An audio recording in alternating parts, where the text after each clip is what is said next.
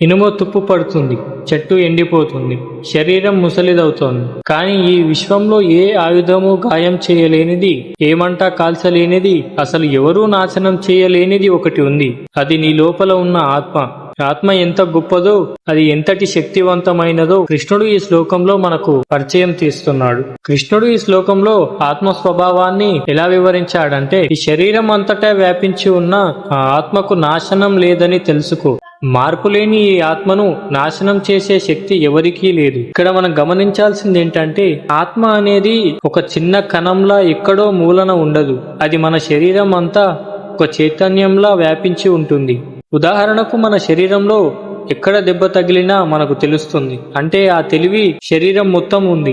మనం ఇంకా గమనించాల్సింది ఏంటంటే, ఆత్మ ఎప్పుడూ ఒకేలా ఉంటుంది. అది పెరగదు, తగ్గదు. సాధారణంగా మనం ఒక వస్తువును ముక్కలు చేయవచ్చు లేదా కాల్చవచ్చు, కానీ ఆత్మ భౌతికమైనది కాదు. కాబట్టి దానిని ఎవరూ ఏమీ చేయలేరు. మనం చనిపోతామనే భయం శరీరానికే కాని ఆత్మకు కాదు. అర్జునుడికి ఉన్న భయం ఏమిటంటే, అతను తన బంధువులను చంపుతున్నానని. కానీ కృష్ణుడు చెబుతున్నది ఏంటంటే, నువ్వు చంపేది కేవలం మట్టితో చేసిన శరీరాలను మాత్రమే. లోపల ఉన్న ఆత్మను నువ్వు తాకలేవు కూడా. ఈ శ్లోకం మనకు ఇచ్చే అతిపెద్ద బలం నిర్భయత్వం, అంటే ఫియర్లెస్నెస్. మనకు వచ్చే భయాలన్నీ నాకేమవుతుందో అనే ఆందోళన నుండే పుడతాయి. కానీ గీత చెబుతోంది, నువ్వు నాశనం లేని ఆత్మవు. నిన్ను ఎవ్వరూ ఏమీ చేయలేరు. మీరు బలహీనులు కాదు. మీ లోపల అనంతమైన శక్తి ఉంది. సమస్యలు మిమ్మల్ని భయపెడుతున్నప్పుడు నేను ఆత్మను, ఈ సమస్యలు నాకంటే చిన్నవి అని గుర్తు చేసుకోండి. లోకంలో ఏది శాశ్వతం కాదని, కానీ మీరు శాశ్వతమని తెలిస్తే చిన్న చిన్న నష్టాలకు బాధపడరు. ఒక చిన్న మట్టి బొమ్మలో ప్రాణమున్నంతసేపే దానికి విలువ. ఆ ప్రాణమే ఆత్మ.